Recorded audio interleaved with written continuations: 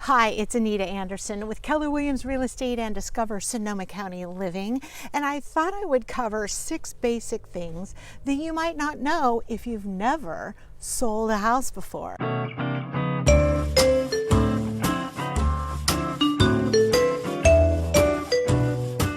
Getting your house on the market. Now, I have plenty of videos in the collection on Discover Sonoma County Living that talk about all the things you really need to pay attention to so that you get top dollar on your house. The getting your house on the market part is probably the hardest part of putting it on the market because it may entail digging deep and throwing a lot of stuff away because your realtor is going to tell you the sparser the better. And I tell people, if you can, to plan at least 4 to 6 months in advance. So one of the things I tell my sellers is one of the best things you can do from the day your house goes on the market. I mean, maybe you've been working on getting your house on the market for a long time.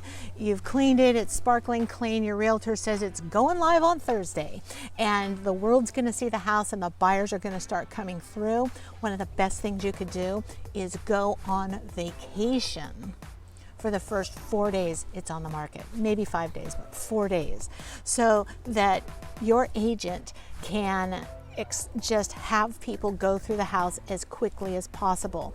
Everybody going through homes these days has to sign a document and make an appointment. And so if you have to live there while your house is being sold and it's not going to be a vacant home, it's, you know, it's harder, and especially if you're working from home. So if you're mobile in any way, which a lot of us are these days, and you can pick up your laptop and work from a hotel room in, I don't know, south of Sonoma County somewhere, it's the best thing, because the more people that see your house, the more opportunity you have to sell it for top dollar. So you accepted an offer. It was a good one. And now the buyers are going to come and look at your house. They're going to bring by a minimum of 2 inspectors, a pest inspector and a home inspector.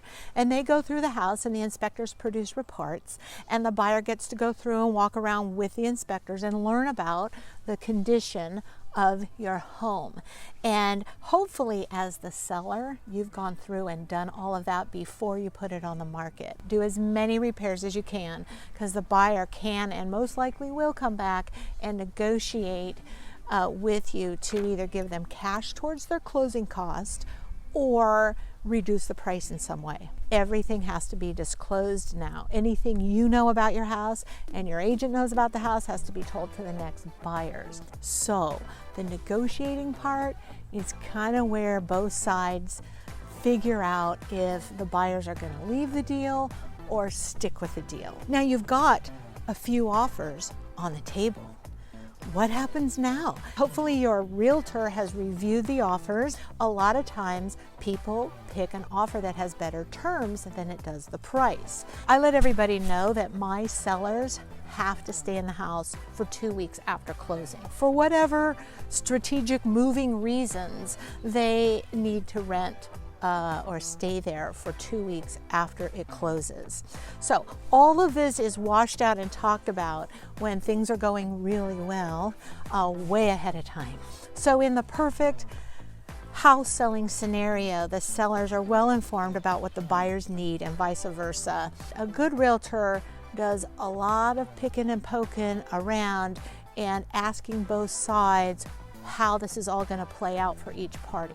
And then I always bring up that it doesn't just end at the end of the negotiating process. There's a document that's signed called the CR, or the contingency removal form, and it's the big moment when the deal is basically sealed. And that means all the negotiating went well. Everybody's happy that everybody's happy.